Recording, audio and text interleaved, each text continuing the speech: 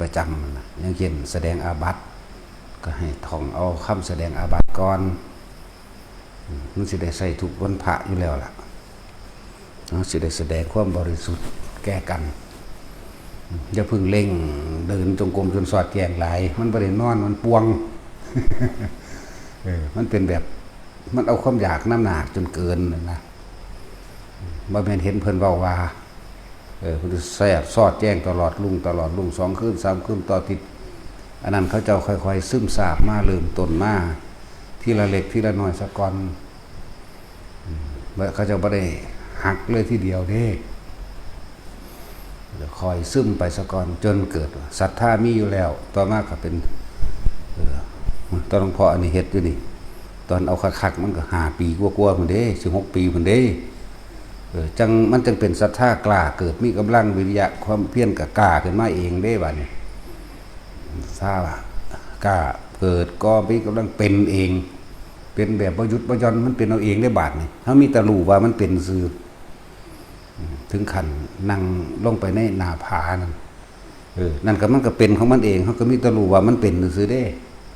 นั่งได้45 มื้อสิไปรัดเอา40บ่แม่น49 มื้อว่ามัน45 มื้อสิเป็นนั่งรัดเอา49 มื้อคือเพิ่นมันตายเด้สิบอกให้เด้ค่อยๆเฮ็ดไปแต่อยู่บ่แม่นว่าเล่งเอามือเดียวที่เดียวเด้อความอยากมันน้ำหนาจินตนาการมันน้ำหนาบางที่จินตนาการในการไปหูไปเห็นเกิดภาพที่ตัวเองวาดเอาเองคิดเอาเองว่ามันเป็นภาพนั้นภาพนี้เด้นั่นแหละค่อยๆเฮ็ดไปท่องจำเอาบทแสดงพิจารณาซึ่งอาหารปฏิสังขโยนิโสปิณฑบาตังบทพิจารณาซึ่งยากิลานะปัจจยะเภสัชชะค่อยๆแสดงค่อยๆท่องจำไปเรื่อยเดินจงกรมมั่งสักชั่วโมง2 ชั่วโมงบ่แม่นไปเดินแบบเบิดคืนแบบนั้นพิจารณาซึ่งกุฏิวิหารเสนาสนะท่องเอาแล้วก็พิจารณาอาหารพิจารณาผาจีวรังปฏิเสวามิพิจารณาเบิ่งเอาค่อยๆซึมซาบไปเด้อตราบใดที่เฮายังทรงอารมณ์เป็นกุศลอยู่มันก็สิไปเสียมันก็ค่อยสังสมไปตัวทรงฌานเอาแค่ปฐมฌานมันคล่องซะก่อน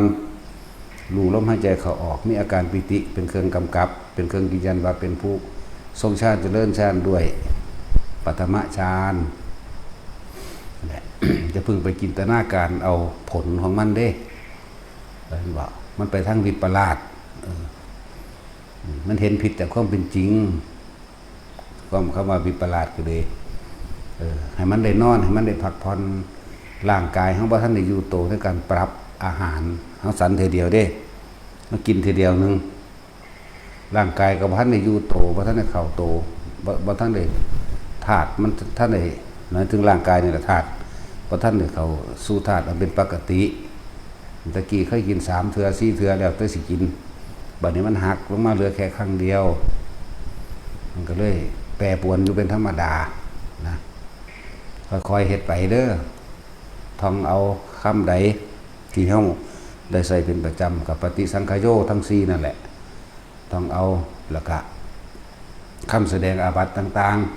ๆค่อยๆศึกษาไปเมื่อยล้านั่งเมื่อยล้าอ่านแล้วก็ออกไปเดินจงกรมมั่งนิดหน่อยสักชั่วโมงนึง2 ชั่วโมงไปจังซี่เด้บ่แม่นไปหักโหมเอาเด้จิตมันคิดจินตนาการเกิดเป็นภาพได้เด้ภาพกับภาพเจ้าของเองนั่นล่ะบ่แม่นภาพจริงเด้นั่นแหละจะไปหักแบบนั้นค่อยๆซึมซาบไปตราบใดที่เฮาอยู่ในเส้นทางอันเป็นกุศลนี่นะมันก็จะได้มักอยู่แล้วส่วนผลมันก็ค่อยๆสะสมพอกพูนขึ้นไปเองบทสวดบทใดที่บ่ทันได้จังซี่ก็เอามาสวดลำพังเฮามาท่องเวียนไปเวียนมาอยู่นี่ก็อาศัยเวลาหลายปีเด้มันจังสิท่องได้ก็เลยเอาท่องที่ละวักเอาท่องซ้ำแล้วซ้ำอีกซ้ำแล้วซ้ำอีกอันใดบทที่มันยาวๆเขียนใส่มือหรือเขียนใส่กระดาษเดินจงกรมก็เอามาอ่านมั่งท่องไปมั่งเดินอ่านมั่งท่องมั่ง แล้วแต่จะไปทั้งสี่เด้อจะไปเคร่งจะไปรัดมันแบบนั้นมันก็ไปพระยังพระที่คณะขะเพิ่นที่มีเป็นผู้มีฝ่าเท้าอันนุ่มตีนเพิ่นมีขนเด้เป็นดุจดังว่าปุยนุ่นเพิ่นได้เวลาเพิ่นเหยียบย่างไปแต่ละหม่องแต่ว่าเพิ่นเป็นคนมักเล่นพิณพระองค์เป็นคนเก่งในเรื่องสายพิณเป็นคนเก่งในการตีพิณเก่งแต่ว่าก็เลยพระพุทธเจ้าก็เลยแต่งให้คนวัดนั่นแหละไปแสดงกราบกรโค้งฉันอย่างต่างๆแล้วก็ดีดพิณใส่น้ำแต่งเป็นเครื่องว่าคนพวกนี้มักกราบกรมักโค้งฉันต่างๆก็เลยแต่งเรียกว่าสรรเสริญคุณพระรัตนตรัยนะแต่งบทใดบทหนึ่งจะแต่งแล้วก็ผู้นั้นก็ดีดพิณไปก็ร้องเพลงนั่นแหละร้องเพลงไปส่วนกษัตริย์องค์นี้มันก็เป็นบัท่านในแมนก็เป็นลูกกษัตริย์แหละพระอย่างละที่คณะขะอย่างนี้ละชื่อซื้อบางที่สิผิดอยู่เด้อนั่นแหละพอได้ยินเสียงพิณเขาคือมวลแท้น้อนะก็เลยมีความสนใจก็เลยลงมาหามาคุยกันว่าเพลงพวกนี้ไผเป็นผู้ให้เจ้าร้องไผเป็นผู้ให้เจ้าแต่งก็เลยว่าพระพุทธเจ้าแต่ว่าเขาเคยเห็นพระพุทธเจ้าได้จินตนาการว่าคนผู้นั้นชื่อว่าพระพุทธเจ้าซื่อๆบ่ได้เข้าใจว่าเป็นพุทธสรูปบ่ได้เข้าว่าเป็นผู้แสดงธรรมเด้พาเขาไปหาอาจารย์นั้นน่ะเขาสิไปดวลเพลงพิณกับเพิ่นนะก็ไปล่ะก็พาไปแล้วล่ะเพิ่นก็บอกให้แสดงเบิ่งดูแสดงพิณดูแสดงพระเจ้าก็ฟังอยู่หั่นแหละที่นี่พุทธเจ้าว่าเราไม่ได้เล่นนานแล้วความชำนาญอาจจะไม่เหมือนเดิมเพิ่นก็เล่นให้เบิ่งมันบ่แม่นที่ปานว่าเสียงพิณสวรรค์บัดนี้โอ้ยเกิดความติดอกติดใจติดอกติดใจเหตุจังได๋สิได้เห็นบ่ทันได้เข้าใจได้ว่าพุทธเจ้าเป็นผู้แสดงธรรมเป็นผู้นำหมู่สัตว์ออกจากการเวียนว่ายตายเกิดบ่ทันเข้าใจเหตุจังได๋สิได้เป็นลูกศิษย์เพลงพิณอันนี้บวชได้นั่นแล้วบาดนี้ก็ได้บวชไอ้เครื่องของบูชาคู่มีหยังแน่เพิ่นก็เกสาโลมานะคาทันตาตาโจมังสังนาหารูกับท่องเอาอาการ32ท่องแล้วก็เพิ่นย่นเอาเฉพาะเกสาโลมานะคาทันตาตาโจเพิ่นก็ย่นลงมาอีกให้เหลืออยู่เฉพาะคำบริกรรมเดียวนะนี่คือบูชาเป็นยกคู่ยกค่ายบ้านเฮาเอิ้นบางซั่นวางซั่นแล้วมีหยังก่อนก็เรียกว่านั่งสมาธิมั่งเดินจงกรมมั่งเธอถนัดอันใดในระหว่างการเดินในระหว่างการนั่งมั่งก็เรียกว่าถนัดการเดินเพราะว่าฝ่าเท้าเพิ่นนุ่มนะต่อมาก็ว่าก็ของอยากได้สุดยอดวิชาเพลงไปอยากได้สุดยอดวิชาพิณนำเดินจงกรมตลอดมื้อตลอดเว้นตลอดค่ำ2 มื้อ3 มื้อเข้าพระเจ้าก็บอกไว้ว่าถ้าเฮาได้มีแสงสว่างปรากฏขึ้นหรือมีความกระจ่างแจ้งเกิดความว่างขึ้นมาอันนั้นแหละเรียกว่าเครื่องบูชาคู่บูชาคุณสิเกิดขึ้นแล้วจังมาบอกตถาคตนั่นแหละบ่ได้รู้จักได้ว่าเพิ่นบอกให้จิตมันร่วมแบบนั้นแบบนี้เพราะว่าเขาบ่ทันเข้าใจนั่นแหละก็เดินเอาจังซั่นเร่งเข้าฝ่าเท้าแตกเลือดออกก็เดินอยู่จังซั่นจนว่าเดินบ่ได้ทั้งลาแข้งลาขาทั้งสั่นล้มคุบเข่าลงข้านเข่าเอาข้านเข่าบ่ไหวข้านศอกเอาข้านศอกบ่ไหวกระเบิบเอาแหละพุทธเจ้าก็เลยไปเห็นใครมาฆ่าโคกระบืออยู่ที่นี่เหรอนี่นะตั้งแต่มันนอนอยู่หัวจงกรมอีกมุมนึงคุณพระเจ้าฆ่าผู้ฆ่าเองนั่นแหละพระเจ้าจึงไปสอนพระเจ้าได้ว่าที่คานะคะเธอเป็น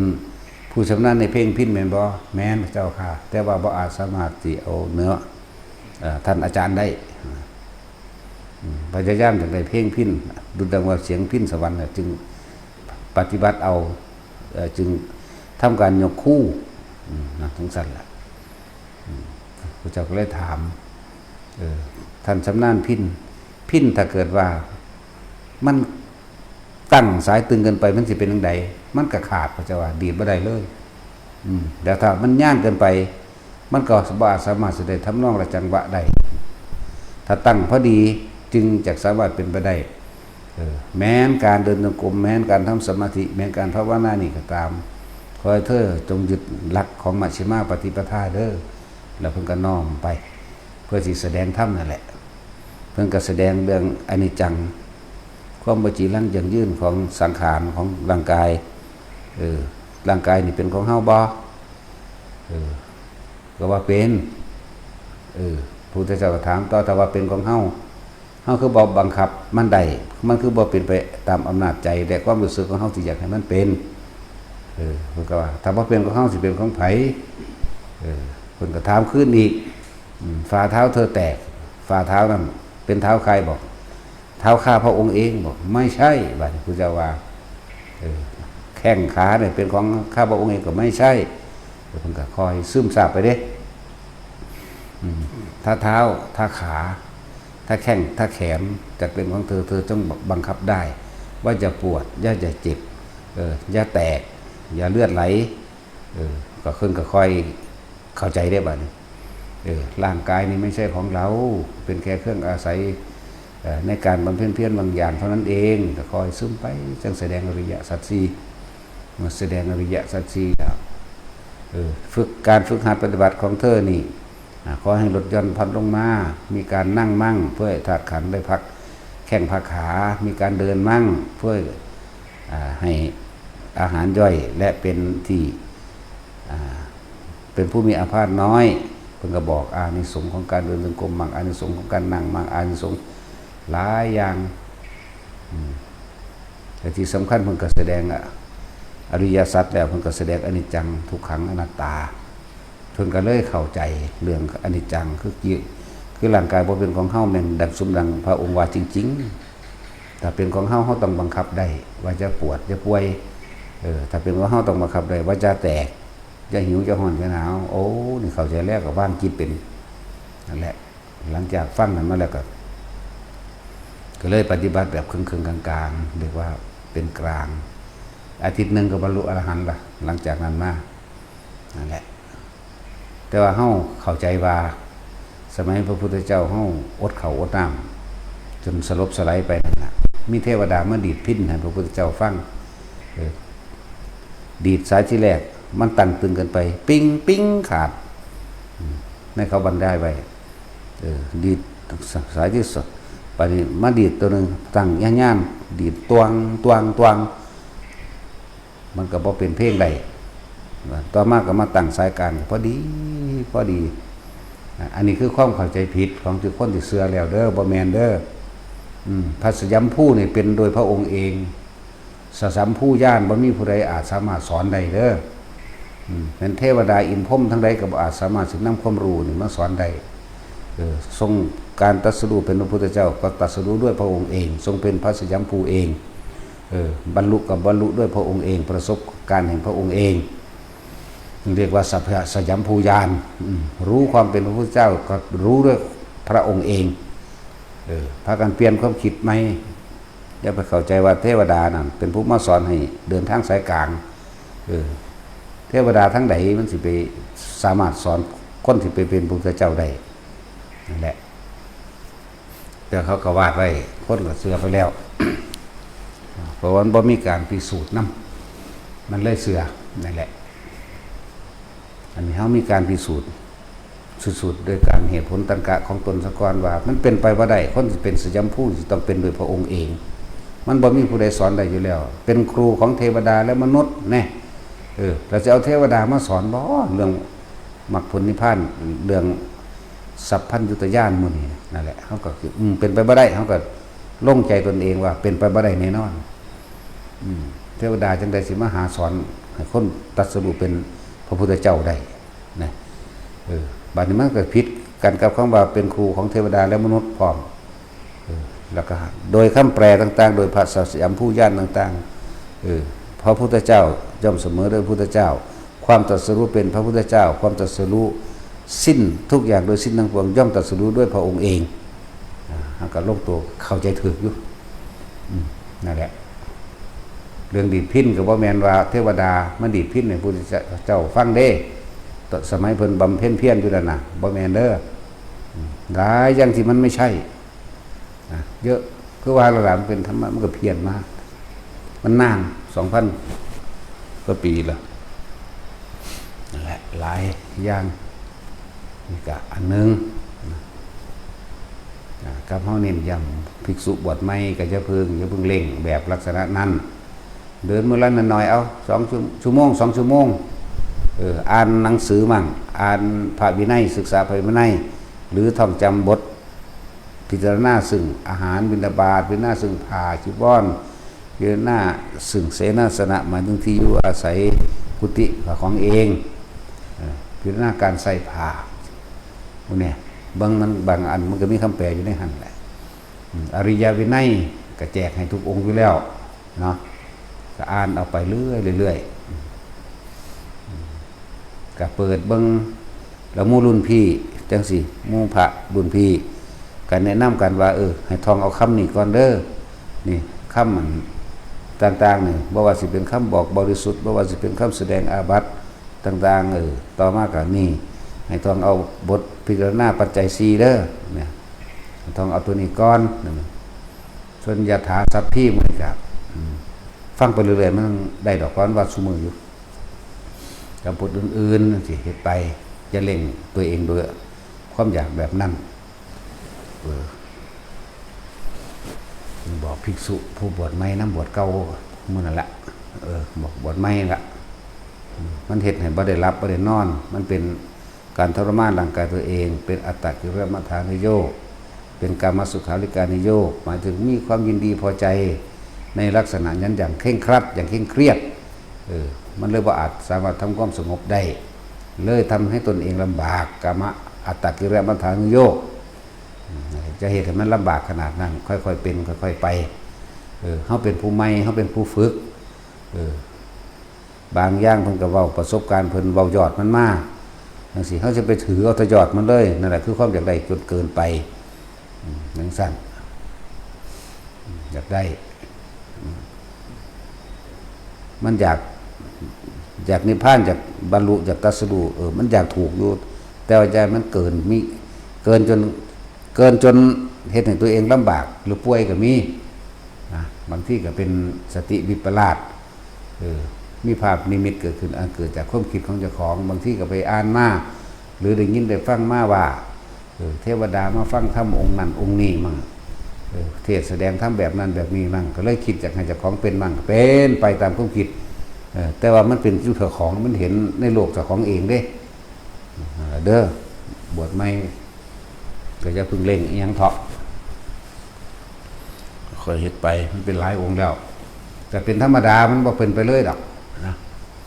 เฮาก็เจอมาประจำเป็น 3-40 องค์แล้วแต่เฮาสิเจอมาลักษณะนี้เห็นผิดจากความเป็นจริงเลยว่าสติวิปลาสบางพวกสิไปอยู่ในป่าน้ำกันไปหาแต่ละมือแต่ละเว้นโอ้ยน้ำคุ้มเอากันอันดวงอันถ้ำนั่นแหละมึงนี่นั่งอยู่ลุกขึ้นลับตาแล่นเอาดวงถ้ำมานี่แหมมึงบาดนี่โอ้ยอย่าไปน้ำขุบเอากันเด้มีอยู่บ่เป็นเรื่องน่าตกใจอย่างดอกเด้อเป็นเรื่องธรรมดาเพราะว่ามันโหมเกินมันรู้สึกบ่ได้นอนเมื่อบ่ได้นอนแล้วมันเบลอเด้เป็นเงาเด้อันในขี้งในร่างกายก็เลยเป็นยุบยับพร้อมบ่ได้นอนหลายมืออย่าเร่งแบบนั้นอย่าเร่งไปเอาความอยากน้ำหนาจนเดินหาตมรรคผลเดินคิดเอาไหมทั้งสั้นแหละเป็นบางพวกก็แลนเอาดวงถ้ำบางที่ดวงถ้ำคุณจะกกจ้างกกใหม่บาดแม่มึงบาดเป็นตะเงิดที่ได้มันแปลกที่ได้ต้นไม้ต่อ3 คนโอบไปได้มันขึ้นไปได้จังไดมันเป็นตะเงิดคือยังไงเลยถ้าเขาบอกเรื่องเงิดนะอัศจรรย์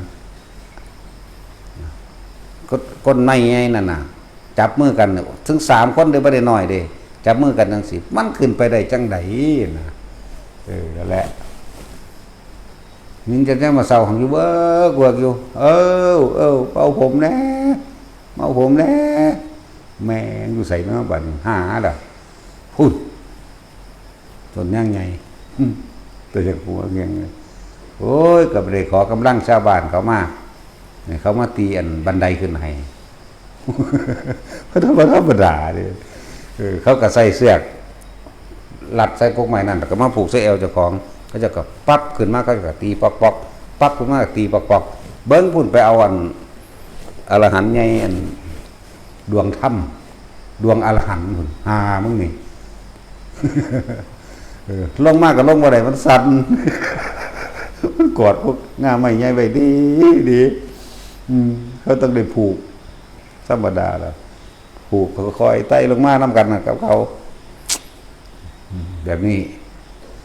นั่นแหละพวกความเร่งเกินไปเร่งความอยากจนจินตนาการไปนั่มมันบ่สงบแต่ความสงบของท่านได้เกิดอยู่บัดนี้มันกับบวกกับการอาการบ่ได้นอนมันก็เบลอล่ะมันก็เพี้ยนไปเรื่อยแหละอันนี้เสียงก็แค่วับเบิ่งแบบย่านบัดนี้บักพวกย่านกับย่านได้บัดนี้มันขึ้นก๊กไม้นี่ก็ร้ายแล้วล่ะขึ้นก๊กไม้นี่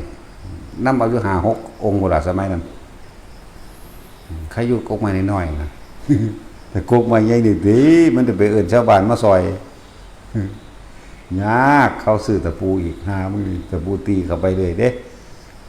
นั่นแล้วแพ้วเสือเอาลงมาได้แต่อย่างหนึ่งเร่งเกินไปอย่าอดหลับอดนอนจนเกินไปค่อยๆซึมซาบตัวเมื่อละชั่วโมง2 ชั่วโมงไปตัว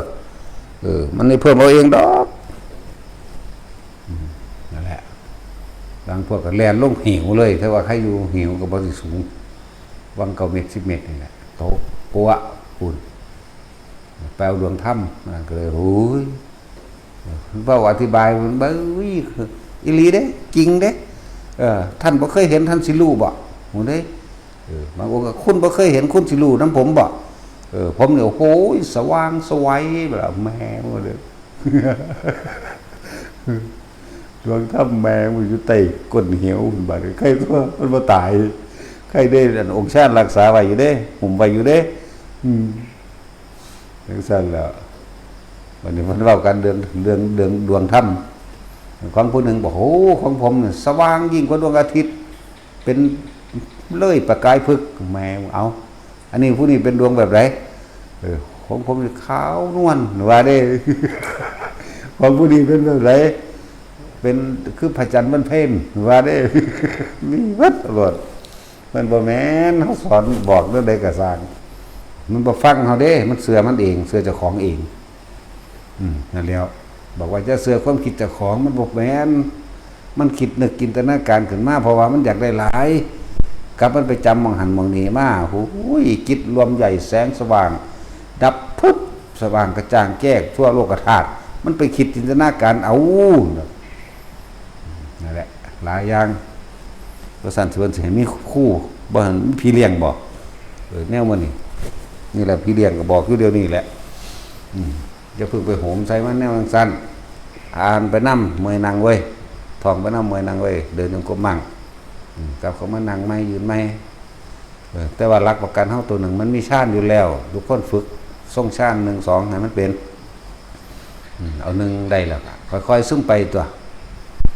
ชั้นที่1รู้ลมหายใจเข้าออกมีอาการปิติเกิดขึ้นนิ่มนวลตรงกลางระหว่างนิกหน้าผากหรือคิ้วกับว่าหัวกับว่าไปตรงนี้ให้มันชำนาญสะก่อนเถอะยืนนึกเมื่อไหร่ได้เมื่อนั้นเดินนึกเมื่อไหร่ได้เมื่อนั้นนั่งนึกเมื่อไหร่ได้เมื่อนั้นนอนนึกเมื่อไหร่ได้เมื่อนั้นเด้นึกนี่เข้าสู่ความรู้สึกเด้มันคิดเอาเด้สำหรับคนเป็นแล้วให้เข้าใจเด้ส่วนพอท่านได้เป็นจะพึงไปจินตนาการเด้นึกเมื่อไหร่เนี่ยหมายถึงนึกถึงความรู้สึกในอาการปิติที่เกิดขึ้นตรงกลางระหว่างคิ้วหน้าผากหรือบนหัวหรือหน้าอกใดทั้งนั้นอย่าพึ่งมันชำนาญสะก่อนชำนาญขึ้นนึกเมื่อไหร่ได้เมื่อนั้นนึกถึงความรู้สึกที่เป็นจิตหนึ่งนะความรู้สึกที่เป็นหนึ่งเป็นอุเบกขาพวกนี้ค่อยๆเฮ็ดไปเด้อ ค่อยๆสังสมไปอ่านนั่นอ่านแต่เฮาก็อยากให้อ่านหนังสืออริยวินัยแหละก่อนเพราะเป็นเครื่องรักษาตัวเองเฮาจังสิรู้จักอันใดผิดอันใดถูกอันใดควรบ่ควรนั่นแหละ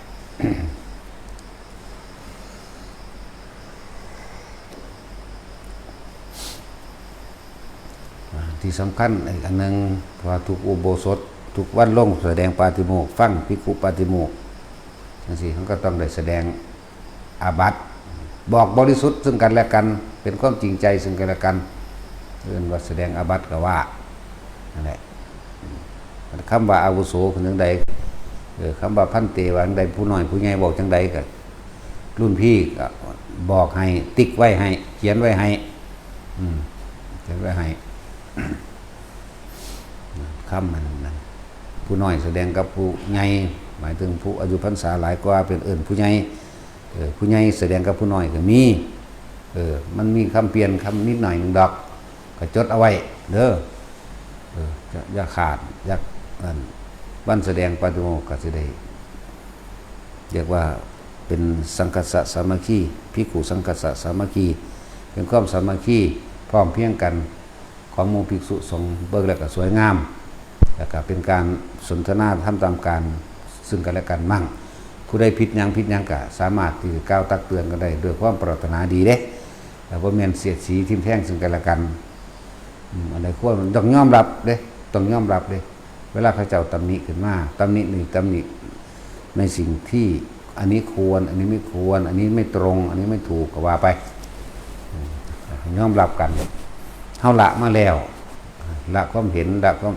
ให้ละมานะทิฏฐิที่เคยว่าแต่ของเก่งที่เคยว่าแต่ของอวดลู่ยังก็ว่าไปละลงมาอดเอาคมเอา มัทวะการคมใจจากอารมณ์ที่เคยชินบ่เข้าใจได้แต่คนมาเป็นธรรมดาได้แต่คนมาถักมาถ่วงในลักษณะว่ากูผิดนี่มันศูนย์ขึ้นลดไปก็ดีวันนี้ให้เฮาเข้าใจทราบว่าเฮากำลังมาเนคขมะคือคมจิตของเองออกจากกามเข้าสู่เนคขมะเข้าสู่เนคขมะภาวนาสั่นหมู่ภิกษุเก่าๆกะเล่งเอาพวกเก่าๆก็ดี จนพวกใหม่ๆก็จะพึ่งไปเล่งมันร่างกายบ่ทันได้ปรับสมดุลได้สมดุลบ่ทันเกิดนะเพราะมันเริ่มมาสันเข่าทีเดียวได้บัดก็ต้องเป็นธรรมดาท้องกับห้องอุกอากไปเด้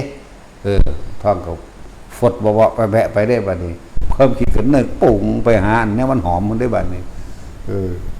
พูดแล้วนึกไปหาลาบง่วงพูดแล้วอ้อมบางมันขึ้นแล้วอ้อมหอย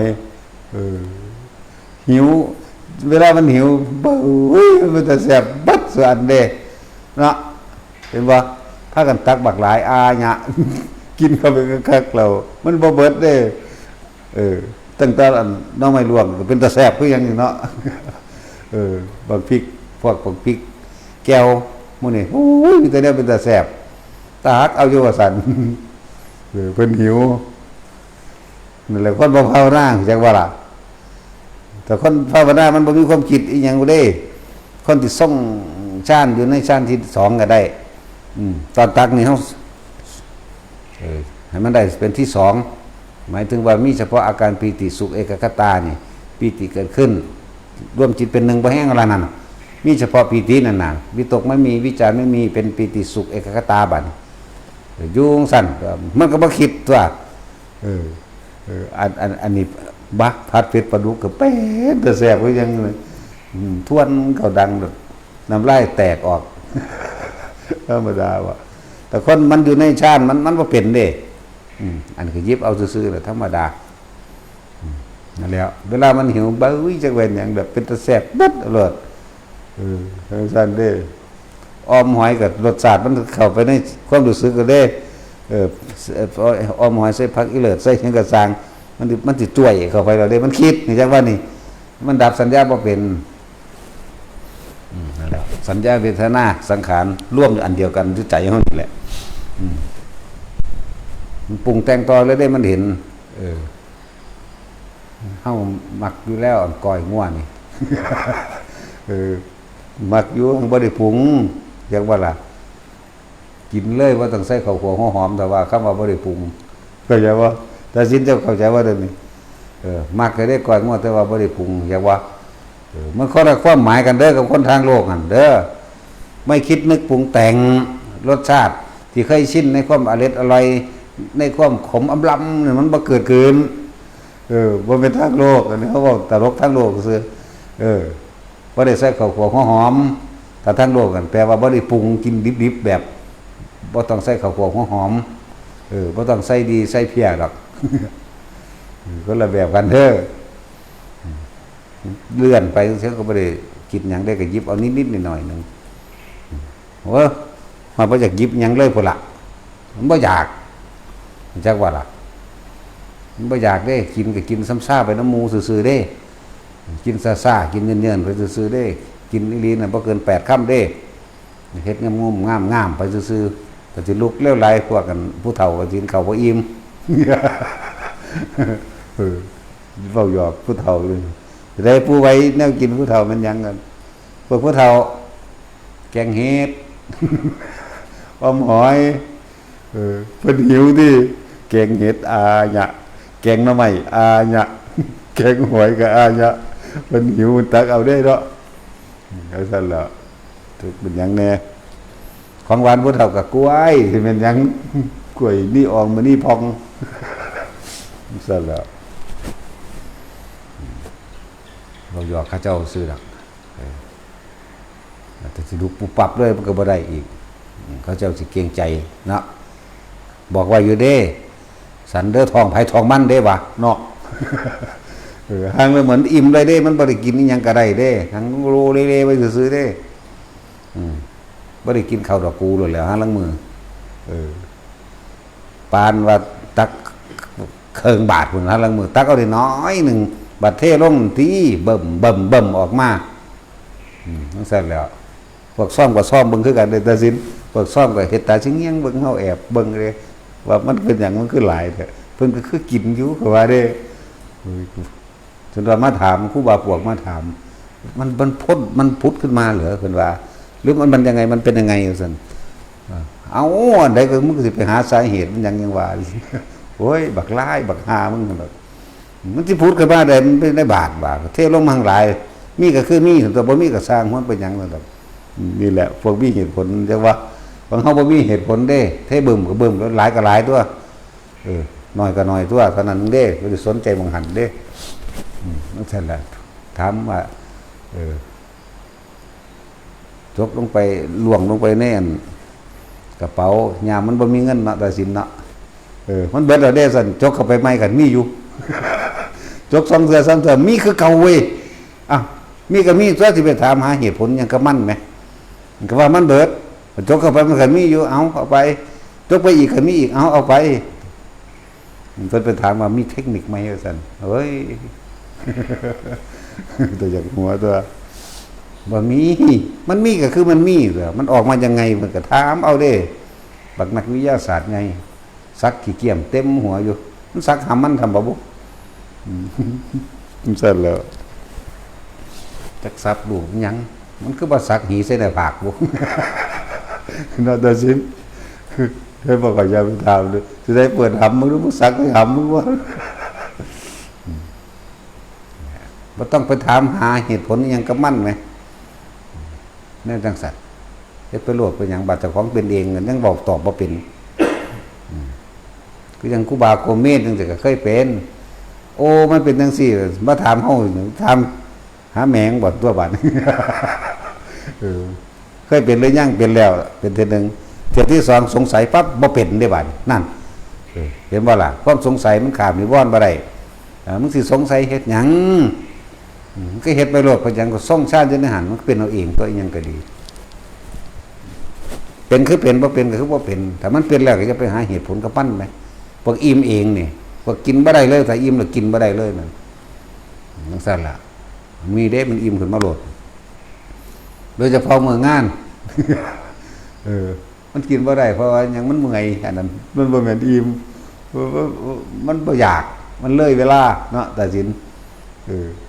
11 โมงกว่าแล้วห่วยมันบ่ได้เลยว่าจะรับจับแจ็บจังนั้นหนีรถ ผู้ใดทรงชาติได้อาศัยกำลังของมันค่อยๆสังสมให้มันตั้งมั่นมากขึ้นแต่ละมือแต่ละเว้นได้ทีละ2 นาทีทีละ1 นาทีหรือแม้ชั่วขณะหนึ่งก็สร้างคอยนึกเข้ามาเรื่อยนึกเข้ามาเรื่อยมันก็ค่อยๆมันก็เหมือนกับเฮาเก็บเงินนี่แหละเว้ยมื้อละบาทมื้อละ2มื้อละ3มื้อละบาทมื้อละ5มื้อละ10เฮ็ดไปเรื่อยๆก็ค่อยพอกพูดขึ้นมาเองดอกบ่แม่นไปเร่งเอาผลมันคือเพิ่นว่าบางอย่างสอนร่วมนี่มันผู้ถาฟังหรือว่าผู้มีคำถามไปแล้วเฮาก็เว้ายอดมันก็มีอยู่นะแต่ว่าบ่แม่นเอาเป็นมาตรฐานเดียวกันปัญญามันก็มี3ระดับของไผของมันระดับขั้นต้นก็อย่างนึงขั้นกลางก็อย่างนึงขั้นสูงสุดก็อย่างนึงนั่นแหละบ่แม่นสิไปรวบเอาอย่างเดียวนั่นแหละจังว่าศรัทธา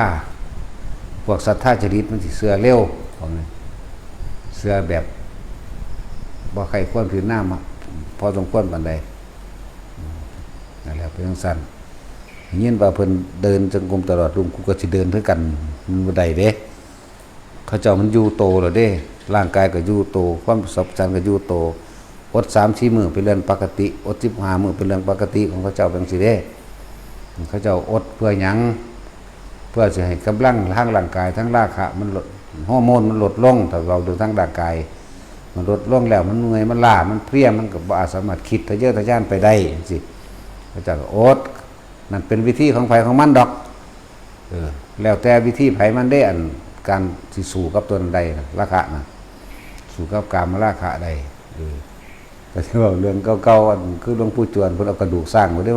มาผูกใส่ค่อยเพิ่นจักว่าล่ะตัดสินธรรมดาว่ามันก็เคี่ยวมาแล้วก็พูดใส่อันในนั่นเด้แล้วก็เอากระดูกสร้างได้มาผูกใส่เอาจอนผ่าขึ้นจากว่าอยู่ในป่าทางยงกลมอันนี้หมุนขึ้นเบิ่งก็เด้อมึงเพิ่นหยังมึงก็จักเซิงแท้หาเชือกมาผูกตัวนี้ยางกะกังกะก็ให้มันฟัดปกเปกไปแหมกระดูกสร้างเด้เพิ่นผูกใส่นั่นอีกผู้นึงไปแอบเบิ่งนั่นน่ะโอ้ยไปฟ้องหลวงปู่มันเลยโอ้ยท่านจนเป็นบ้าแล้วท่านจนเป็นบ้าแล้วว่าเด้หลวงปู่มันก็ด่าผู้ไปฟ้องเด้บัดนี้มันบ่แม่นเขาเป็นบ้าเขากำลังสู้กับราคะโอ้ยไปเบิ่งกันท่านอาจารย์สิจูงลากไปธรรมดาบ่ท่านก็ฝ่ามือหลวงปู่ใส่อีก จังหยุดตัวมึงไปหาสอดรู้สอดเห็นแอบออกหาแต่ผู้อื่นรู้ผู้อื่นตัวเองก็เสือกบ่รู้ถือให้ที่ว่านี่แต่ว่าความสอหล่อแสลของคนมันก็อยากไปแอบไปซอกเบิ่งเสียจังใดอีกนะไปแอบไปจอบเบิ่งอยู่เพราะสำนั้นเพิ่นก็เทิงห้องใส่มันได้เอามึงจะเอาเท่าไหร่มึงจะเอายังไงอย่างกังกะก็ฟัดปกเปกไปเด้อกระดูกสร้างสู้กันอยู่หั่นเป็นเดือนหมดเด้นั่นแหละความเพียรพยายามของพระโบราณเพิ่นแต่เพิ่นก็ได้หลายได้บ่แม่นเฮาไปสัตว์คือเพิ่นเดี๋ยวนี้เด้อย่าพึ่งเด้ออย่าพึ่งพวกนี้ก็ได้เอาหินลวดหากระดูกบ่ได้เอาหินเป็นลักใหญ่ๆลวดจังซั่นแล้วก็จะสู้กัน2 3 เดือนพุ่นเด้จังคอยทุเลาเบาบางลงมาเป็นอีกก็เฮ็ดอีกเด้จังซั่นแหละยินจังซี่ก็บ่แม่นว่าสิไปเฮ็ดคือเพิ่นโลดค่อยๆเป็นไปเด้อ่านท่องจำคำต่างๆท่องจำเอาคำบอกบริสุทธิ์แน่ท่องจำคำแสดงอาบัตินั่นแหละท่องจำคำอธิษฐานใส่ผ้าใส่กุฏิใส่ตักยางละมันมีทุกคำแหละอยู่ในหันผ้าปิดฝีว่าจังใดผ้าปูนังว่าจังใดแต่ว่าผ้าปิดฝีก็เทียบใส่แล้วก็คือพลาสเตอร์เด้อบ่แม่นแต่สิเอาผ้ามาพันอย่างเดียวแปลงเอาเลยนั่นแหละผ่าบริวารว่าจังไดอธิษฐานว่าจังไดในการใส่ในการสละมุนีปัจจุทรามิสละแบบใดท้ายทอดกันแบบใดมันมีบอกเบิดในหันเด้อนั่นแหละเฮาก็ส่งอยู่ในคำว่าศีลนั่นแหละเฮาก็ส่งอยู่ในหันรักษาอยู่ในหันการสันเข่าก็คือการอย่าให้ผามันตก เพราะว่าอย่างมันสิเตือนสติอย่าให้ออกนอกกายความหมายเพิ่นนั่นให้เบิ่งถ้าผ่าลูกบวบมันสิย่อยๆเนี่ยก็พันขึ้นมาไหมเป็นการฝึกตัวเองให้อยู่ในกับตัวเองเด้เป็นการเฝ้าสังเกตตัวเองพร้อมละอันนั้นมันตรงไปอีกแล้วก็พันขึ้นมาพับไหมจะให้รสชาติอาหารมันเหยียบอย่าปล่อยใจไหลไปกับความมุ่งมั่นพาตกปุ๊บพันขึ้นปั๊บหมดบิณฑบาตก็เหมือนการคล้องพาให้มันเป็นปริมณฑลแต่อยู่ในระหว่างเครื่องแข่งลงไปนะโอเคใส่ได้แล้วสวยงามเวลาพ่ายบาทก็คือกันเอามันอยู่ในระหว่างสะโพกมันห้องสะโพกไว้มันพอดีอย่าให้มันย่านจนเกินไปแต่เฮ็ดว่าเป็นกับรุ่นพี่เฮ็ดให้สงเคราะห์กันพอดีเลยย่างลูดขึ้นมาให้พอดีมันนี่เอาแต่พอดีแล้วก็เอาไปก็ถือมาตรฐานพอดีตัวเองพวกบาทต่างๆนะอธิษฐานบาทใส่บาทว่าจังใดใส่ผ่านั้นผ่านี่มันนี่กระทองเอาสันเขาเรียบแบบไรเขาจะสอนอยู่แล้วละญาตินั้นดื่มซ้ำมันแน่แหละเวลาสันเขานั่งล่อการถวายถาดอาหารเลื่อนถาดอาหารวันนี้อย่าคุยอย่าปากอยู่เบิ้งดังไฟดังมันอยู่ในร่มไผ่ร่มมัน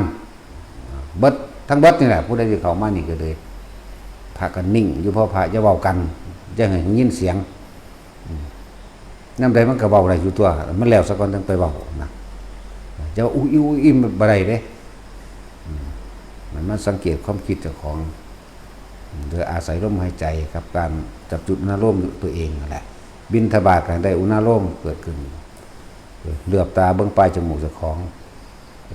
มันก็อยู่ในระยะหนึ่งศอกไว้ทั้งสี่แหละเป็นสั่นเฮ็ด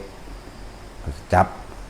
เวลาเดินจงกรมกับเวลาบิณฑบาตก็เป็นอันเดียวกันนั่นแหละก็มีอยู่กับอุณหภูมิได้นิ่มน่วงกลางหน้าผากมั่งนิ่มน่วงกลางหัวนิ่มน่วงระวังทำกลางอกได้ทั้งนั้นเพื่อจะให้ออกจากโตจะออกจากกายสติปัฏฐานสี่กายเวทนาจิตจิตเวทนากายจิตรู้กายจิตรู้เวทนาในความรู้สึกที่เป็นหนึ่งเฮ็ดไปอย่าคุยอย่าปากบอกกันว่าเห็นสิมีประโยชน์บอกมาหลายครั้งแล้วละบอกมาตั้งเกิดแล้วละมาเป็นภิกษุเป็นผู้เห็นไพ่ในวัฏฏะอันนี้แล้วก็ยังสิเว้ากันอยู่บ่นะชั่วข้าวเดียวนึงดอกซ้ำมันนั่งรออาหารนั่งมื้อนี้ก็ดีแหละเป็นผ่าคุ้มบ่ทันงามก็หัดคุ้มนะหัดคุ้มเอาเองพันแบบนั้นแบบนี้ให้มันคล่องบิณฑบาตก็คุ้มให้งามบัดมันก็เกิดกายมันงามดอกงามภายนอกก็คืองามมาจากภายในเหมือนกันนั่นแหละบิณฑบาตก็คือจะคุยกันจะหยอกจะเล่นกันกลมไปของมันหลวดหลายอยู่ดอกแต่สิบอกไปทั้งเพิ่นก็บอกบ่เบิดละแล้วแต่เหตุการณ์ถ้าเฮาสำรวมสังวรในศีลปฏิโมกข์ของเฮาเองมันเป็นสมาธิไปเลยแต่ว่าเฮาบ่ฮู้จักซื่อมันซื่อพอเฮาอยู่ในตัวเองเอาผ้าสันเข้าอยู่ในผ้าตกปั๊บมาแล้วนี่ก็เรียกว่าสำรวมระวังสังวรตัวเองโดยเด่นนั่นสำรวมระวังโดยเด่นรู้สึกตัวบ่ได้ตัวนี้ปั๊บขึ้นมาสันไปผ้าตกก็ปั๊บขึ้นมาเนี่ยกลับมารู้สึกตัวเห็นมันรู้สึกตัวโดยภายนอกก็สร้างบ่ทันได้ถึงขันภายในถ้ารู้สึกตัวโดยภายในก็อยู่ในนั่นแหละอาการปิติปราโมทย์เกิดขึ้นณจุดใดจุดหนึ่งกลางหัวกลางหน้าผากและกลางตัวกลางหน้าอกนั่นแหละเห็นไปซ้ำนี้แล้วเวลาสะสมไปเลยสมาธิชีแปลว่ามันตั้งมันเมื่อมันตั้งมันเลยเขาสิเห็นดอกหน้าเขาสิเห็นกายหายใจเขาสิเห็นกายเห็นอันนั้นอันนี้เองดอกหน้าผู้รู้ก็เลยรู้ว่ารู้ล่มรู้ความรู้สึกในกายทุกอย่างนั่นแหละเขาสิรู้เองดอกหน้าแล้วก็สิรู้ความคิดเองดอกหน้าความคิดจากของได้มันความคิดผู้อื่นจะพึงเล่งเด้อไปก็ดีเล่งลักษณะแบบเอาความอยากใส่เกินไปบวชไหมเพราะมันวิปลาสหลายอยู่ได้ธรรมดาได้เป็นเรื่องปกติดอกแน่วันนี้แล้วก็พวกมันเสื่อความคิดจากของมันเสื่อภาพของเจ้าของเอง เป็นพระพุทธเจ้าเสด็จลงมาเนี่ยมันก็นั่งคุกเข่าแล้วเดินตรงกรมอยู่ดีๆนั่งคุกเข่าพนมมือลงเอาอีกแล้วล้วนแล้ววันนี้อย่างนั้นพระเจ้าข้าว่า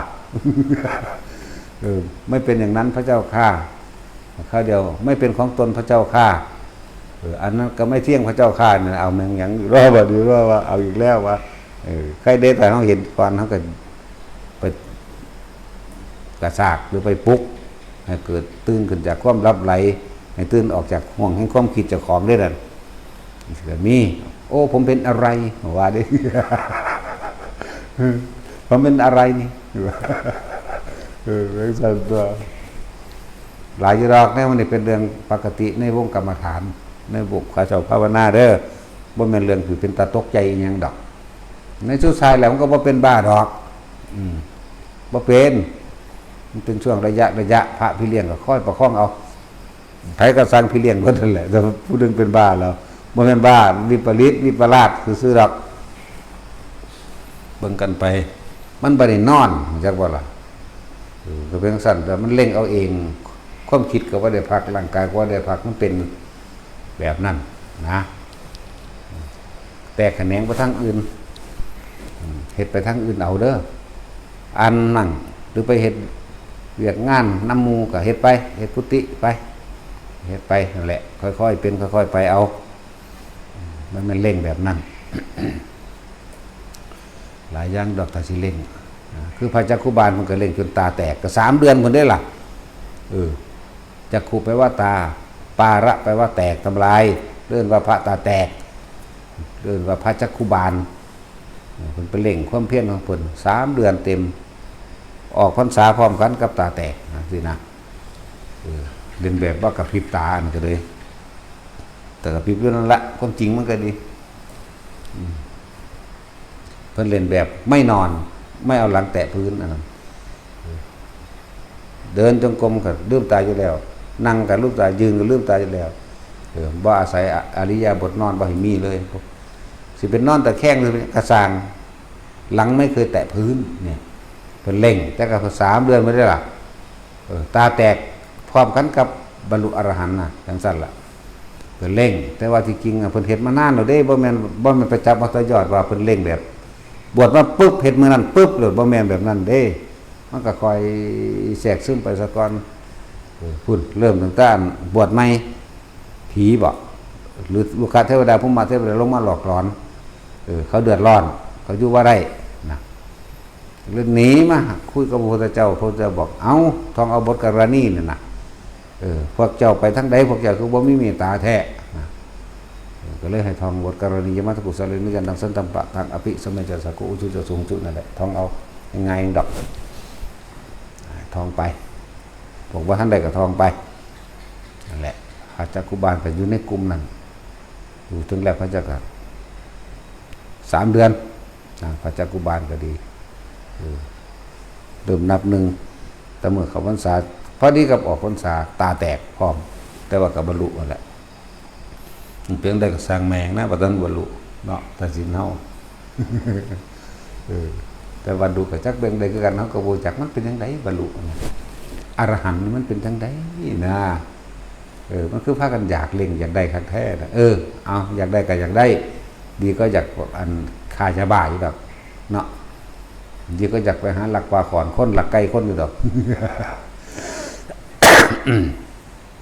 ภิกษุใหม่ให้แตกให้พระวินัยให้อย่างนั้นก็เอาตัวรอดให้มันได้มันจำบ่ได้ทั้งเบิดดอกอย่างนั้นก็พ่อรู้เรื่องพ่อไปสังคมงานนิมนต์ต่างๆจังซี่ก็พ่อให้เขาเจ้าได้รู้จักไงว่าเฮาก็อยู่ในระเบียบวินัยอยู่นั่นแหละสันแล้วก็พากันเตรียมของต้องตาหลักกับหมู่ได้พอ50 องค์บ่ล่ะได้เท่าใดได้47 องค์เพราะว่ามื้ออื่นเฮาสิไปร่วมงานสักการะมุทิตาของหลวงปู่น้อยวัดนึงวะวัดวาลีนี่แหละไอ้ยังไส้ท่องตำบลไส้ท่องอำเภอห้วยมิกนั่นแหละชื่อว่าอะไรดอก เกิดอยู่หันซื่อๆเด้อกูบ่ได้จักอันจักอย่างได้อยู่กาฬสินธุ์นั่นเกิดอยู่หันซื่อๆเด้อเพิ่นถามยังบ่ฮู้จักเด้ชื่อยังบ่ได้ดอกแต่คนอยู่บ้านก็บ่ได้ฮู้จักเด้คนอยู่บ้านคำว่าแก้วนั่นฮู้จักแต่พวกใหญ่ๆกำบุกเดียวกันน้อยกว่านั้นบ่จักไผแต่พวกเดียวกันเคยเรียนนํกันจังซี่ชื่อบ่ได้อีกจังซั่นเตรียมตัวเอากฎไปนำเอากฎเอานั่นนี่ไปนำเพิ่นบ่ได้มีกุฏิวิหารพอให้เฮาได้เบิดเด้47องค์บ่ล่ะนั่นแหละถ้าเฮาตอนนี้มีเท่าใดว่าอยู่ในนี้นึงบวชเก่าเท่าใดคือ130เท่าใดก็132บ่หลวงตาเทพ136บวชใหม่เดซันบัดนี้9รวมแล้วพระ136เน้นเด้15รวมก็รวมซั่นโอ้เอาเฉพาะในนี่พวกนั้นบ่นับใส่แม่นบ่พวกไปดอนไร่นับบ่ไม่ได้ดอนไร่บ่ได้นับแล้วก็ไปหุบใหญ่ก็ไม่ได้นับเนาะแต่ว่านี่นับใส่โดยสังกัดซะมันสิได้ฮู้ว่าพระในสังกัดเฮานั่นน่ะมีเท่าใด136แล้วก็บวกกับดอนไร่อีก8บ่หรือ9 8เป็นติ๊กตักติ๊กตักติ๊กตักเป็น148แล้วก็บวกพุ่นอีกไอ้ที่ไปงบใหญ่เด้10เป็น158แม่นบ่ผมไม่รู้คิดว่าท่าน160องค์แต่รวมเบิดแล้วในเฮาพอได้ตอบคำถามเข้าใจเด่นว่าอยู่ด้วยกันจักองค์160โลดบอกเพิ่นก็เจ้าว่าพระเฮาเน้นบวกทั้งเน้นแหละเป็น160มันต้อง61จังซั่นล่ะประมาณนั้นแหละแต่ว่า160นั่นแหละปีนี้มันสิถึง200บ่หรือขาดอีก40นึงเอาบ่ได้อยู่เนาะกูอันนี้เฮ็ดกุฏินำกับว่าท่านเพิ่นถามรวมแล้วก็อยู่ใน160องค์ทั้งพระทั้งเน้นปีนี้บ่ทันเข้าพรรษาได้นี่แต่ว่าจองไว้แล้ว3องค์เด้อนี่ก่อนเข้าพรรษาอีก3มันสิบ่มีอีกกี่บ่วะจังซั่นแหละหาหลวงปู่น้อยเพิ่นถามอยู่นำกันเท่าใดนะพระเฮานั่นอยู่ร่วมกัน4 5องค์แยกเกี่ยวใส่กันเหนือได้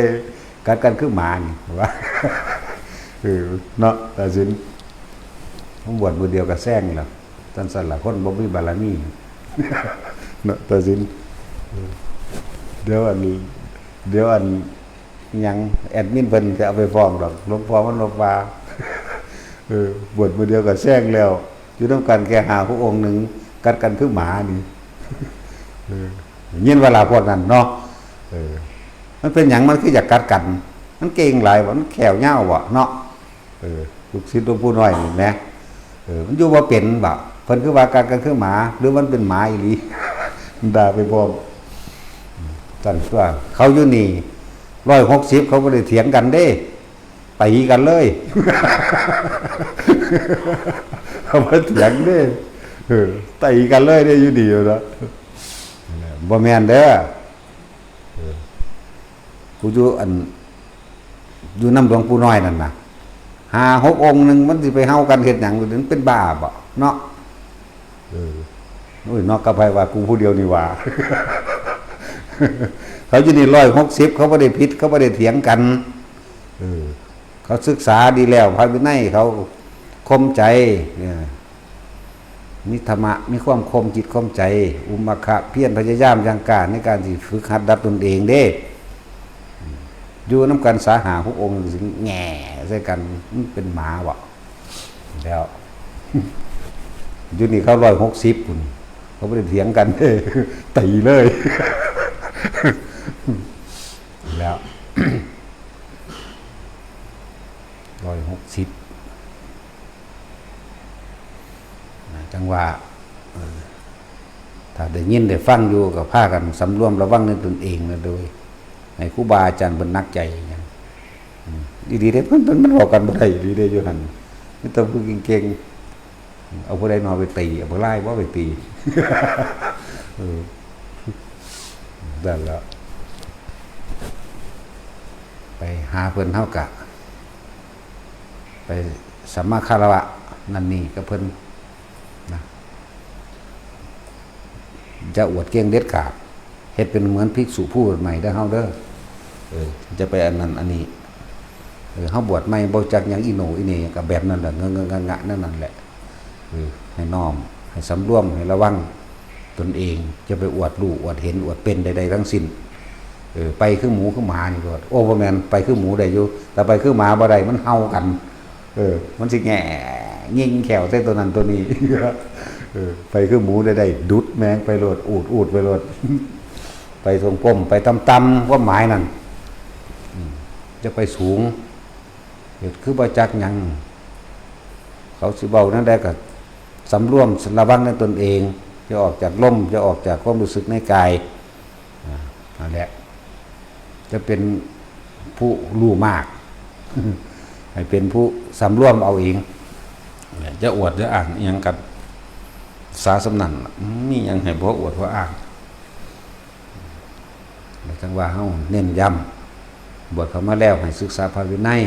เป็นเรื่องรักษานักบวชเป็นเกราะป้องกันตนเองเด้ตัวเองก็ต้องศึกษาตัวเองก็ต้องฝึกหัดตัวเองนั่นแหละสั้นไปเพิ่นพาสวดนั่นก็สวดไปเบิดภาษาสวดสำนันเนาะเจ้าใจสิขาดได้สวดทำนองแบบนั้นเนาะตาสินฟังเบิ่งเพิ่นทำบัดเด้อว่าไม่เฮ้ยศูนย์ก่อนนั่นแล่นทวนๆรถก็เอาดิเนาะก็เฮ็ดไปนำเพิ่นนั่นแหละเฮ็ดไปมาคารวะเคารพนอบน้อมซึ่งกันและกันนี่กิจกรรมหยังก็ร่วมกันของซั่นล่ะใครอยู่ได้มันไกลก็ไกลบ่ไปเด้ไกลตัวหลวงพ่อเองบ่ไปหรอกเด้อแต่ให้หมู่หลวงตาหลักไปโดดกับหมู่คณะนั่นเท่าใดก็48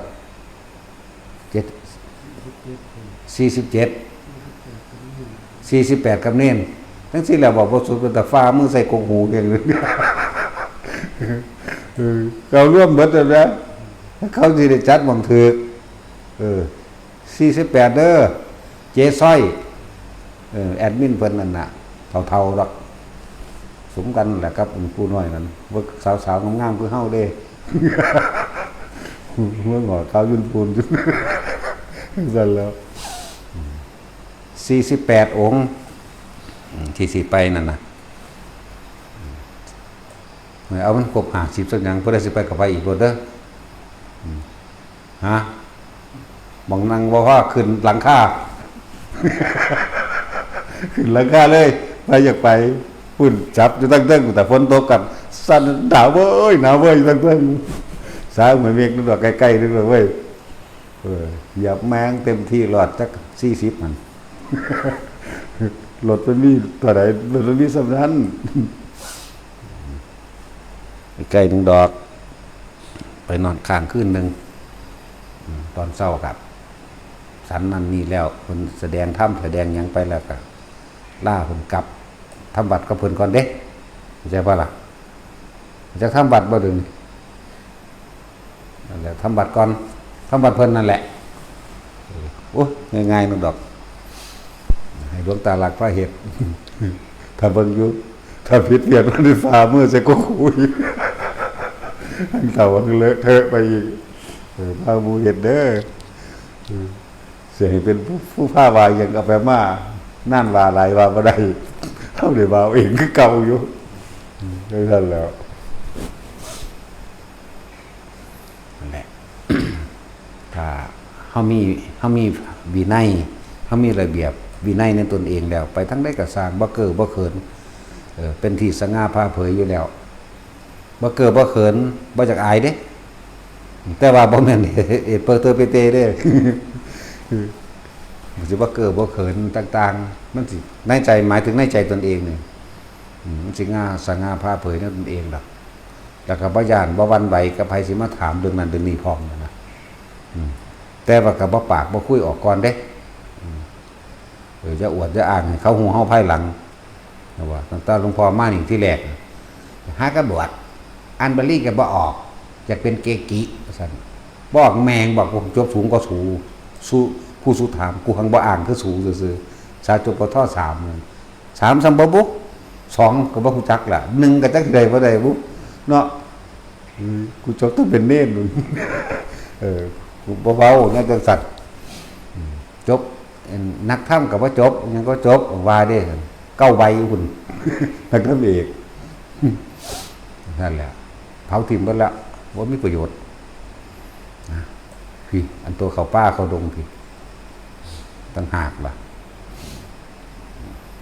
นั่นแหละจะไปทางใดเขาจะอวดจะอ้างยัง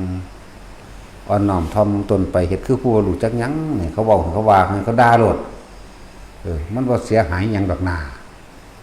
มันสิได้เบิ่งใจเจ้าของตัวเวลาเพิ่นด่าบ่จักหยังจักอย่างซั่นมันก็บ่ยากยากหยังวะแล้วเขามาฮู้ภายหลังเป็นจังได๋ล่ะบาดจักอายเฮาซ้ำเขาจนแต่งบาลีเอาเองก็ได้เขาจนแต่งเป็นเนื้อเป็นเรื่องเป็นเล่มก็ยังได้แต่ว่านั่นคือแต่งบ่เป็นจริงฟาดทิ่มความจริงเขาป้าผิดเขาไปป้านี่เสียงนกแสกเสียงนกฮูกเสียงนกกดเสียงนกกระเต็นเป็นตาญาณเด้นกกระเต็นห้องก็เคยยินบ่ล่ะโอ้กูกะกะกะกะกะกะกูกะกะกะคือธรรมดาว่ะเป็นตาญาณบัดเบิ่งกักๆแล้วโอ้ยนกกระเต็นตัวน้อยๆนึงโอ้ยเป็นตาญาณคือหยังเสียงมันคิดปรุงไปล่ะนั่นแหละฝึกตัวเองอย่าออกจากกายอย่าออกจากลมหายใจอย่าออกจากความรู้สึกในกายอุณโลมเป็นของเองมันบ่ธรรมดาเด้บางทีไปตักน้ำสอดโพโบขึ้นมาบักไงเด้งูบักไงเด้ซ้ำต้นเผาเนี่ยงูอันก็เลยแต่เฮาอยู่ในอุณโลมเฮานี่เอากาไปตักน้ำขึ้นมาต้มแต่คือมันต้องต้มเด้บ่ได้มันเป็นหลายๆอย่างอยู่ในหั่นแหละต้มเฮ็ดโมโก้ใส่เฮาอยู่นี่แต่เฮาบ่ออกจากอุณโลมเฮาบ่คิดหยังเฮาก็ตึงบ่ตื่นกล้าก็ไม่กล้ากลัวก็ไม่กลัวรู้หรือดูเห็นอยู่เฉยๆตักมาเฉยน่ะแต่อยากทดสอบตัวเองก็ซื้อดอกโดดถีบบ่มีโดดถีบเลยโดดลงน้ำนี่แหละโดดถีบตู้มลงไปเท่านั้นแหละอยากอาบน้ำสักน้อยน่ะแล้วมันร้อนบ่มีนี่เด้เบิ่งความคิดเจ้าของให้มันทันความคิดเจ้าของในความจริงมันก็ดีบางมองเฮาก็ยังกลมๆอยู่แล้วเข้าป่าแต่บ่มีเครื่องไม้ติดตามแขนตามแข้งตามขาอย่าไปเงยมันปานใดให้ย่างกลมๆพอสัตว์ผิดทั้งวัดมันสิอยู่น้ำดินอีกอย่างนึงเฮาสิได้ระวังหมดพวกแมงนะแม่นอยู่วัดเฮาเดี๋ยวนี้ก็เหมือนกันเด้อจะพากันย่างเบิดหลายเฮาย่างไปตามทางย่างเบิ่งหมดนะเบิ่งหมดเบิ่งแมงแล้วก็โง่อันนึงน้อยๆสัมปกานี่ก็มีให้พากันย่างกลมๆแน่ที่เพิ่นอนุญาตให้ถือไม่เท่ากับเอาไปตะเคียสิ่งเหล่านี้แหละพอกี่เข็บพวกมื้อนี้ละแม่งเง่าแม่งงอดหรือโง่มื้อนี้แหละเพิ่นให้เคลียถ้าคนมาก่อกวนตีหัวมันโลดไม่ค่อมแฝกนำแมงเลยแต่พวกใดมันลุกลานเฮานั่นแหละพวกเฮายางเดินพากันพาจากกันในวัดน่ะจะยางโดยประมาทเด้อรักษาชีวิตผู้อื่นนำเด้หมดมีตั้งหลายชนิดบวกก็มีคือกันพวกหมดดำๆหมดขิวๆดอกนะเพราะว่าแต่หมดแดงเด้หมดแดงก็ยังแดงขั้นไฟแดงกินไข่หมดดำแบบดำขั้นไฟแบบตวดเขาเนี่ยพุ่งขึ้นกระหม่อมกระบี้เด้แล้วเห็นว่ามันไปตอดปากนี่นะโมอยู่ให้เบาดูหลาย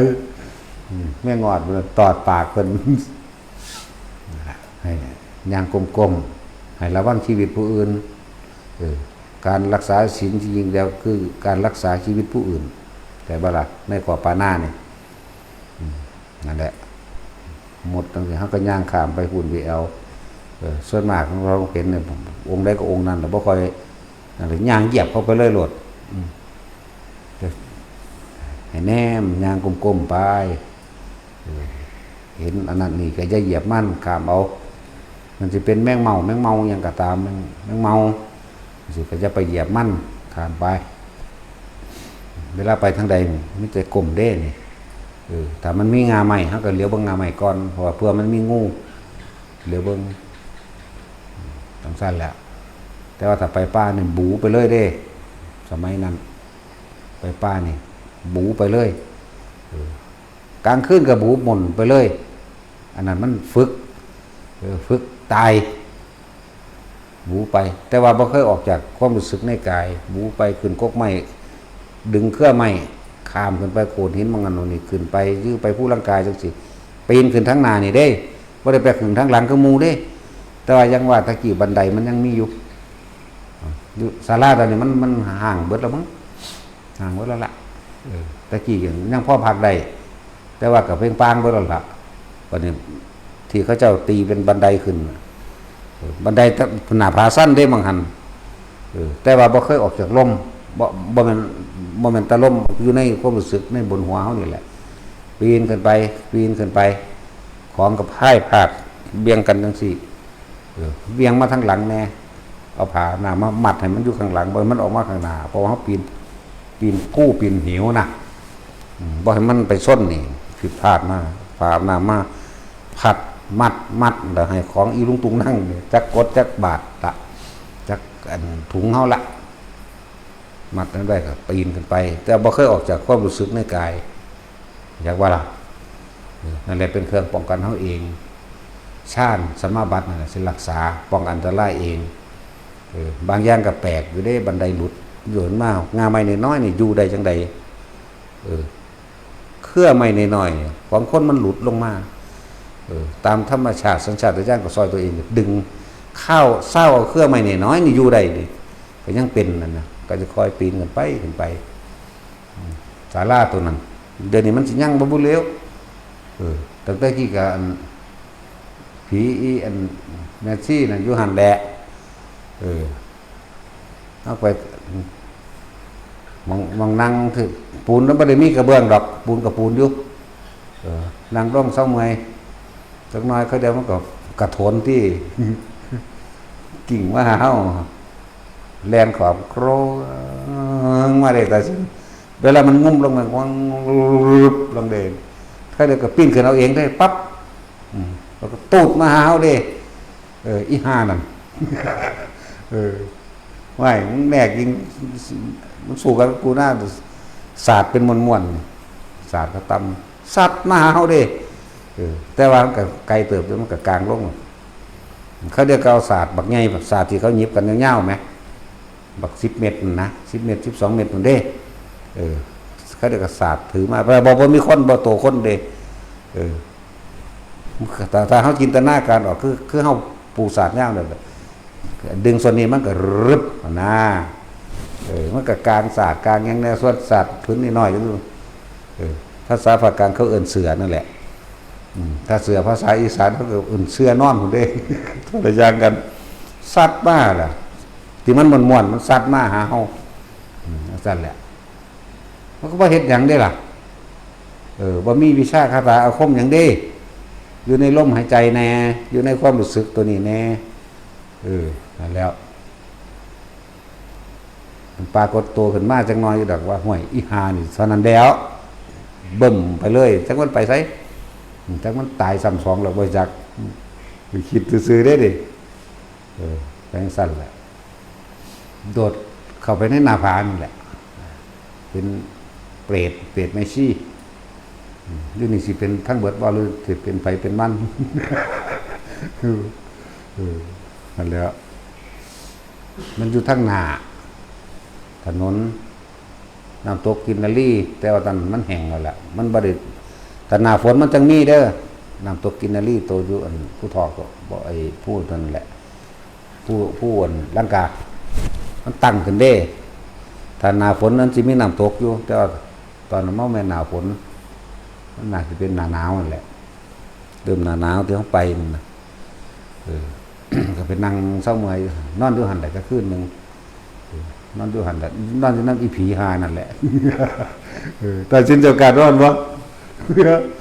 ตายแต่บัดแรกแล้ว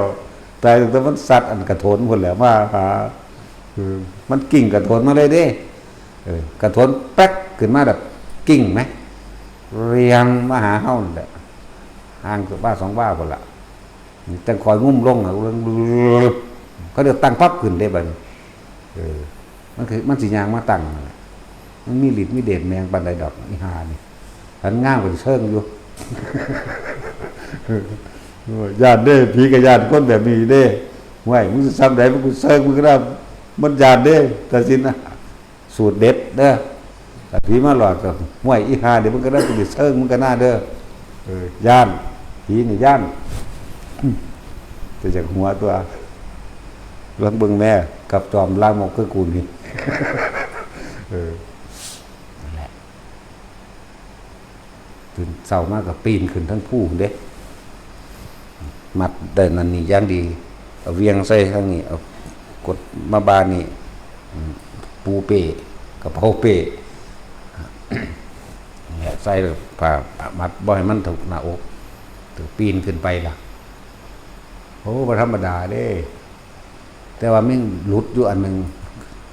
หลุดมาแต่ว่ามือมันไปเศร้าใส่งาใหม่น้อยๆนะคือใหม่น้อยๆนี่มันอยู่ได้จังใดนี่นั่นแหละคืออานิสงส์ของการทรงชาติมันสิรักษาเฮาเองดอกเด้อให้เฮ็ดไว้มันเหมือนมีกำลังมันสิคอยหูคอยเห็นนั่นนี่ไปดอกส่วนมากอย่าไปเคร่งอย่าไปเพ่งจะไปขาดคะเนหรือหวังเอาแตยอดมันหลายพวกบทใหม่เฮาก็เลยค่อยๆเฮ็ดไปนั่นแหละเอาเท่าหน้าประคองตัวเองอยู่ในผ่าเหลืองนี่ประคองตัวเองอยู่ในนี่แค่อยู่ในนี่เอาหน้ามันพ้นเองหรอกหน้าแหละที่บอกหลวงปู่หลวงตานี่แหละรักษาตัวเองอยู่แค่นี้แหละมันต้องพ้นดอกเนี่ยประคองไปซ้ำตายนี่นะมันต้องพ้นดอกหน้าว่ะตราบใดที่เฮาบ่ออกจากนี่ส่วนปัญญากับนี่เดี๋ยวบอกให้ฟังอยู่เสมอนี่เนาะคอยเปลี่ยนหน้าปัญญาสูงสุดก็คืออนิจจังอนัตตาเห็นทุกสิ่งทุกอย่างเกิดดับปั๊บความคิดเกิดดับร่างกายเกิดดับทุกสรรพสิ่งเกิดดับบ่มีหยังเสียอยู่ร่างยืดมันยังสามารถยึดถือเอาได้ตอนนั้นแหละคอยเฮ็ดไปแล้วหาเครื่องอยู่กับชาติตอนนั้นน่ะบัดนั้นจะเป็นดอกนาเป็นบ่เป็นกระสังหัวมันนาเนาะเอาสมาทาน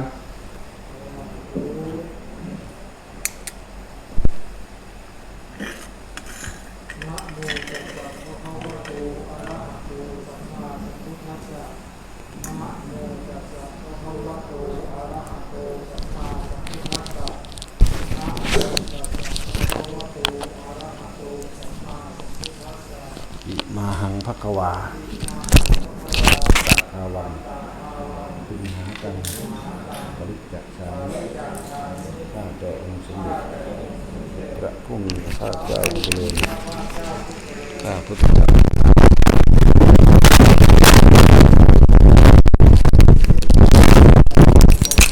สมมาเจ้ารัตนาบารมีพุทธเจ้าทุกพระองค์พระปัจเจกพุทธเจ้าทุกพระองค์พระธรรมพระอริยสงฆ์พระอาจารย์ทั้งหลายมีพ่อแม่ครูอาจารย์หลวงตาบัวและสัมภาระเป็นที่สุดขอได้โปรดจิตของข้าพเจ้าขึ้นสู่ภาวะพระกรรมฐานทั้ง40 ท่านและปิติเรื่องปัสนาญาณเจ้าจ